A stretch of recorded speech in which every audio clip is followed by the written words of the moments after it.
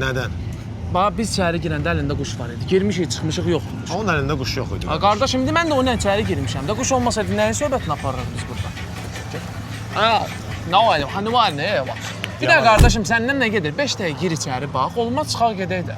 Arkadaş yoxdur. Burada nə Orada var quş mı? yoxdur da. Olsaydı çıxanda götürərdik də üstümüzdə olardı. Nə elədin sən bu quşu? Kardeş taksi çağırmışdınız. Ha. Buyurun kardeş. Və gəldi. الطير بدون الطير ما تحرك. Ne mesele kardeş? Gəl mən sənə başa salım da. Bu deyir ki, mənim 50 minlik quşum itib içərdə. Hala bunun bir dənə bit fasonuna bax. Bunun 50 minlik quşu olan oxşayır. Gəl.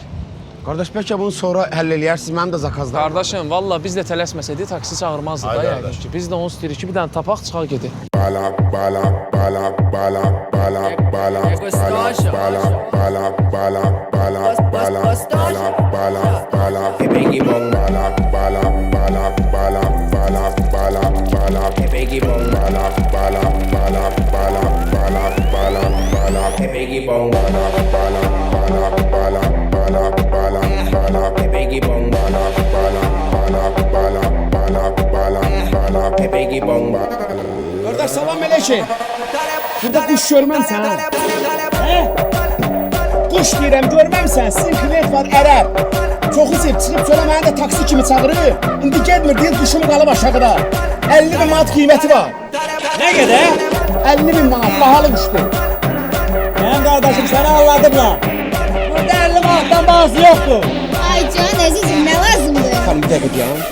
Kardeşim bunu mən də bilmirəm, başqa şey soruşam, düz başa düşmədim.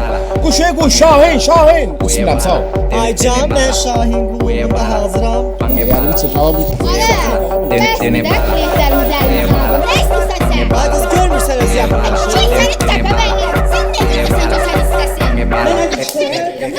Biggie bong, Getib polisə şikayət edin, nə edəcəksən? Lazımdır sənə. Bir dənə sən səbr elə, gəl burası. Mən sənə görə deyirəm, lazımdır sənə. Problem istəyirsən. Nə? Gələ bunu. Ha yox, ehtiyac yox idi. Amma hə, yaxşı nə eləyərəm. O heç, o mənlik. Polisə şikayət eləməyəm. وعني او يحزن هو احنا ورا Jibo. ne qovana ne qovana Qardaşım həll oldu lazımdır Ha, tapıldı. Ha, tapıldı. lap yaxşı. Ha. Bukra jayilak bukra.